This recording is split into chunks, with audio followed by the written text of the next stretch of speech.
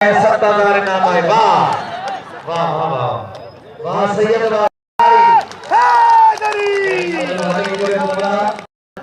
जान मोहम्मद लुट तेज जोड़ी काम की जोड़ी जिसमें मिला है 2500 रुपया। क्या बचा दो रुपया? पहलवान हबीब पहलवान मुशीर चाचर 50,000। लाला रहीम जान मोहम्मद लुट तेज नाम है 50,000 रुपया। हाजी नारे जो साहब घोड़े नाम पे सैयद पहलवान चाचर मुशीर पहलवान सही बात है। ओके ओके 70,000 एक का खड़ी हो जाओ कसम खुदा नारे बिल टोटल बिल 2500 एना उस्ताद खैर मोहम्मद भट्टी परेगा ना सरा इने कदर करो सलमान नारे जी मेहरबानी जे मुखे 500 देना वाह हाजी मुशीर चाचर मोहम्मद लुंड लुंडई पहलवान लाला रहीम पठान पोई मल्लाए सख्त मुकाबलो है। इनाम 6000 रुपया। साजिद लुंडई दादलो मुकाबलो कंदा पहलवान लाला रहीम 6000। इनका पो तैयारी कंदो पेरे जोड़ में अनवर हाले पोटो लाला रहीम पठान मशहूर जोड़ा है भाई भला बल्ले एवार्ड मुकाबलो है। पहलवान लाला रहीम पठान है जान मोहम्मद लुंड लुंड है लाला लाला कोई है सख्त मुकाबलो।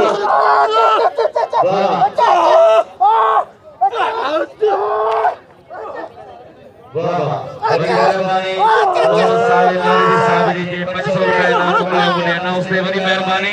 वाह लाला रहीम वाह लाला रहीम लगे ताड़ी 6000 बिल खणियो ऐं सभिनी जो इनाम ॾियो। पंजाब जो है मुशीर जो कदर कयो लाला रहीम जो। वाह वाह चार ही बल्लो मारे लाला रहीम लुंड के सनी पे वही नाम लुंड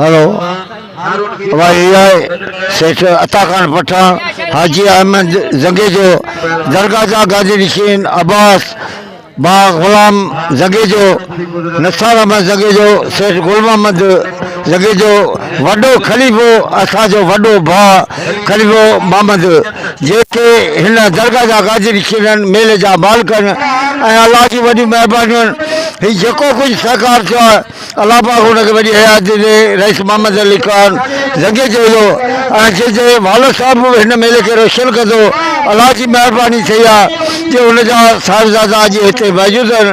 हिन मलाकड़े खे रोशन कयो आहे। अल्लाह पाक हुनजी बादशाही क़ाइम ऐं दाइम रखंदो। महिरबानियूं जी अल्लाह जंगेजो वॾो खलीफ़ो मोहम्मद उमर जेके राति ॾींहुं असांजी ख़िदमत कंदा पहलवाननि जूं वॾी महिरबानी।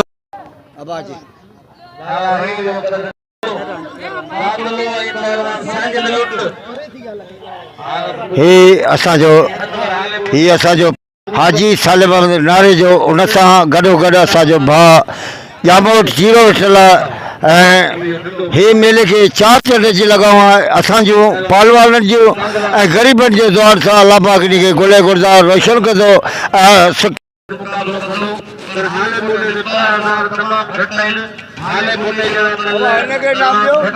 ज़ुल्फ़कार शाह पंहिंजे साथ संग सां 4 चंड लॻायो हिन मेले खे फ़कीर जो मेलो आहे ऐं वॾी तमामु महिरबानी शौक़ीन अमीरनि जी जिन इनाम ॾिनो पहलवाननि खे अनाउंसरनि खे पर गॾोगॾु असांजे मीर हसन सोलंकी साहिब खे जेका तव्हां इज़त ॾिनी आहे अल्लाह साईं तव्हांखे ख़ुशि कंदो। वॾी महिरबानी।